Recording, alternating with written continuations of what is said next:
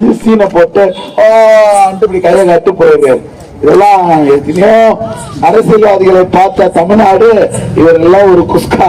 இதெல்லாம் வந்து எந்த நாளைக்கு என்ன பண்ண போகுதுன்னு தெரியல. நான் அந்த நடிகரை பத்தி ஒரே ஒரு வார்த்தை சொல்லிட்டு முடிச்சிடுறேன்.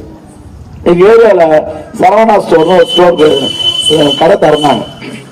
அந்த கடை திறப்பு விழாவுக்கு யாரை கூப்பிட்டாங்கன்னா இந்த விஜய் டிவில அந்த நிகழ்ச்சி என்ன நிகழ்ச்சி பிக் பாக்ஸ்ல ஒரு நடிகை அதுல வந்து அந்த ஓவியான ஒரு அம்மா வந்து நடிச்சது. அதை கூட்டினு வந்து இந்த சரணா ஸ்டோர் வர திறக்கிறதுக்கு அன்னைக்கு அந்த கடையை திறக்கிறது வந்தாரு சோழிநல்லூர்ல. திறக்கிறதுக்கு வந்தபோது பாத்தீங்கன்னா அந்த அம்மா வராங்கன்னு தான் ரோடுக்கு அண்ணாண்ட ரோடு கிராஸ் பண்ணி சென்ட்ரல் மீடி ரோட்ல எல்லாம் வண்டிகளை விட்டுட்டு எகிரி வச்சு ஓடி வராங்க மக்கள்.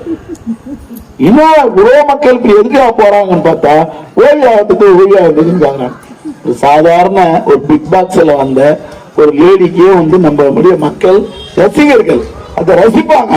ஆனா அவங்க அரசியலுக்கு ஏற்றுக்க மாட்டாங்க.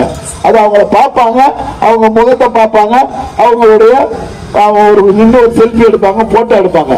இது வேற கதை. அரசியல் அமைப்பு அது வந்து இன்னைக்கு வேற மாதிரி இருக்கு. அதனால எத்தனையோ நடிகர்களை பார்த்த தமிழ்நாடு இவர் ஏதோ சொல்ல வேண்டியதெல்லாம் இல்லை. நம்மளுடைய ஆட்சி அதிகாரத்தை பயன்படுத்தி இன்றைக்கு திராவிட மாடல் ஆட்சி நடத்தி கொண்டிருக்கிற தமிழ்நாட்டினுடைய முதலமைச்சருடைய கரத்தை வலுப்படுத்துவோம். அவருக்கு 2026 அதிகமான வாக்குகளை இந்த பாகம் 431வது பாகம் பெற்று தந்தது என்ற பெருமையை நீங்கள் பெற்றுத்தர வேண்டும் என்று உங்களை அன்போடு கேட்டுக்கொள்கிறேன்.